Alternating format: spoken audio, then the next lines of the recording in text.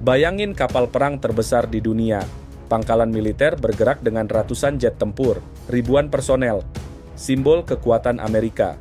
Tapi pekan ini, kapal induk tercanggih USS Gerald R. Ford jadi bahan omongan karena sesuatu yang jauh lebih sederhana, toilet. Rekaman terbaru memperlihatkan USS Gerald R. Ford bersandar di Souda Bay, Pulau Kreta, Yunani.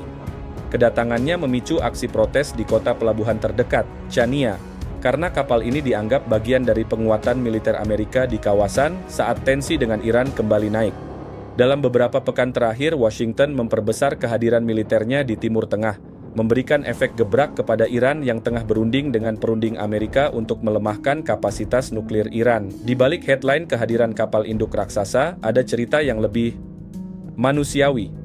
USS Gerald R. Ford sudah lama punya problem berulang di sistem sanitasi, khususnya jaringan pembuangan dan toilet.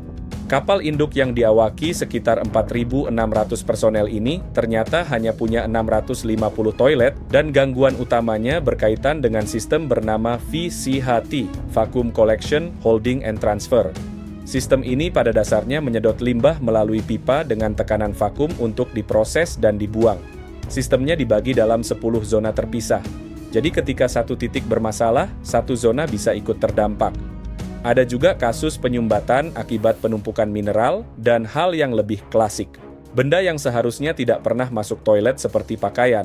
Pihak Angkatan Laut, lewat juru bicara Fleet Forces Command, menyatakan isu ini tidak memengaruhi kesiapan operasional atau pelaksanaan misi. Mereka juga bilang perbaikan biasanya bersifat terisolasi dan rata-rata selesai dalam hitungan puluhan menit sampai beberapa jam. Tapi tetap saja ini kapal yang sedang menjalani penugasan panjang. Kapal induk ini pada dasarnya sudah berada di laut sejak Juni tahun lalu. Awalnya dijadwalkan beroperasi di Eropa, lalu dipindahkan ke Karibia pada November. Di situ, Ford ikut mendukung operasi Amerika di Venezuela yang berpuncak pada penangkapan Presiden Nicolas Maduro pada 3 Januari lalu. Sekarang kapal ini bergerak lagi untuk mendukung penumpukan kekuatan di kawasan yang lebih dekat ke Timur Tengah.